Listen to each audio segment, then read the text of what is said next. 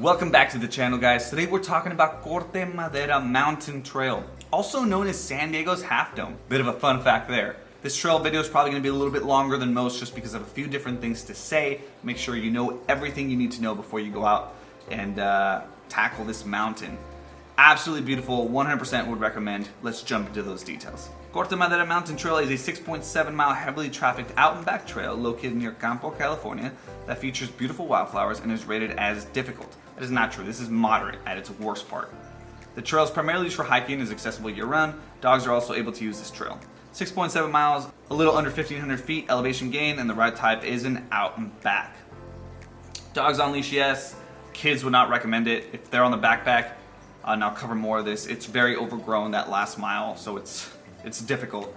If they're on their own, it's really up to you. A little under 7 miles, 1,500 feet elevation. If you think your kiddo can handle that, by all means. First mile of this is shaded, big trees, so this no shade is really towards that last mile. And I will say this, if you plan on doing this in the summertime, I would not recommend it. I feel like I would have hated this hike in the summertime, even though I absolutely loved it. You can read a little bit more about it here. It mentions San Diego's Half Dome. There's a couple of quick reviews I want to touch on just so you guys know.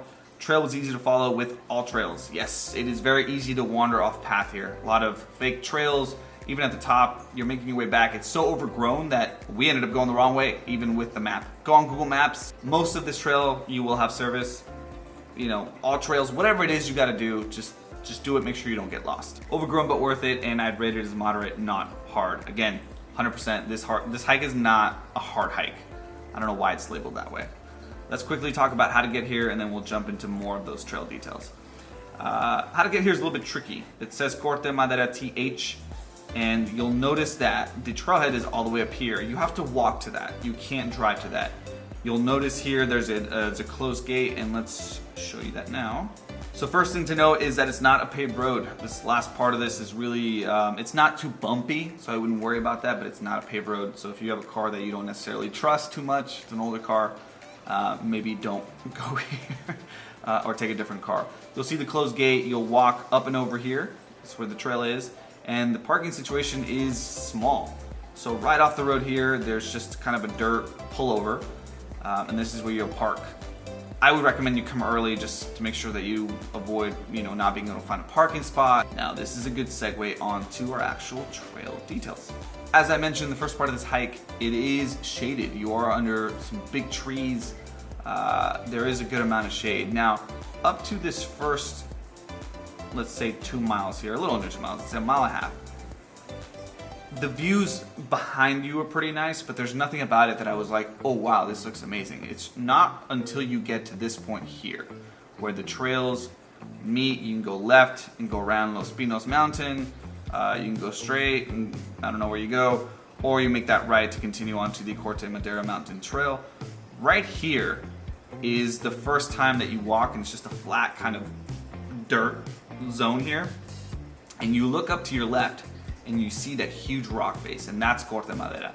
And that's the first time that you're like, whoa, that looks awesome. And the rest of the hike from there was really, really enjoyable. You'll go through some mini switchbacks here, and then once you start going up after that 2 mile marker, it does get overgrown. So from here to the very, very end, it's pretty severely overgrown.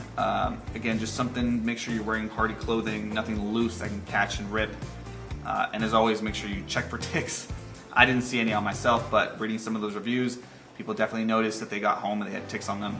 So just make sure you check for that. Always do a tick check when you get to your car, come on.